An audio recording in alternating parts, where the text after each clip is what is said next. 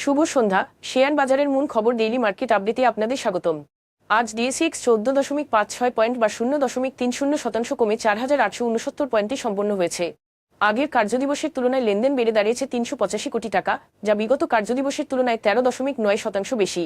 Banking খাতের ইসলামী bank, BRAC bank ও Exim bank, pharmaceuticals খাতে square Pharma ও Beximco Pharma এবং খাদ্য ও আনুষঙ্গিক খাতে ব্রিটিশ আমেরিকান টোবাকো আজ বাজার পতনে প্রধান ভূমিকা রাখে। খাতভিত্তিক রিটার্নে বিমা খাত সর্বোচ্চ 0.95% প্রবৃদ্ধি অর্জন করে। এরপর ব্যাংকিং খাতে প্রবৃদ্ধি ছিল 0.17%। বিপরীতে মিউচুয়াল ফান্ড খাত সর্বোচ্চ 1.68% দরপতনের শিকার হয়। আজ শীর্ষ 20 দরপতনকারী প্রতিষ্ঠানের মধ্যে 9টি মিউচুয়াল ফান্ড ও 2টি জ্বালানি ও বিদ্যুৎ খাতের কোম্পানি ছিল। National life insurance, ICB, Islami bank ও তাল্লু স্পিনিং মিলস সর্বোচ্চ দর বৃদ্ধি পায়। অন্যদিকে Jamuna oil, popular life first mutual fund এবং ইবিএল ফার্স্ট মিউচুয়াল ফান্ড ছিল শীর্ষ দরপতনকারী। এসব শেয়ারের ক্ষেত্রে কোনো মূল্য সংবেদনশীল তথ্য প্রকাশ করা হয়নি। গত 3 মাসের গড় লেনদেনের তুলনায় National life Insurance, Saiham textile ও উত্তরা ফাইন্যান্সের লেনদেন আজ উল্লেখযোগ্যভাবে বেড়েছে। তবে এই শেয়ারগুলোর লেনদেন বৃদ্ধির পেছনে স্বাভাবিক কোনো কারণ প্রকাশ করা হয়নি।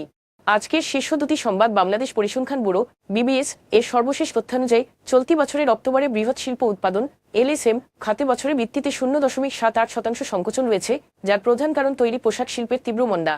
এলএসএম সূচকে প্রায় 61% সর্বোচ্চ অংশীদারিত্ব থাকা সত্ত্বেও পোশাক খাতের দুর্বলতা সামগ্রিক প্রবৃদ্ধিকে নেতিবাচকভাবে প্রভাবিত করেছে।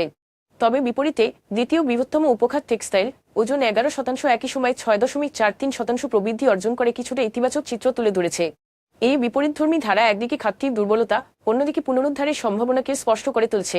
Asian infrastructure investment bank AIIB দেশের 4টি বিভাগে বিদ্যুৎ বিতরণ ব্যবস্থা আধুনিকায়নের জন্য $881 মিলিয়ন ঋণ দিতে যাচ্ছে।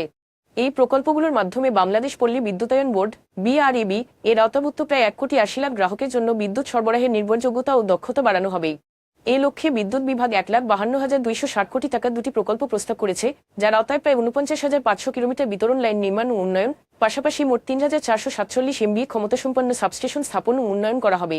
এছাড়া রাজশাহী, রংপুর, চট্টগ্রাম ও সিলেট বিভাগে বিআরইবি নেটওয়ার্কে স্কাডা সহ আধুনিক প্রযুক্তি সংযোজন করা হবে বলে পরিকল্পনা কমিশন ও অর্থনৈতিক সম্পর্ক বিভাগের কর্মকর্তারা জানিয়েছেন।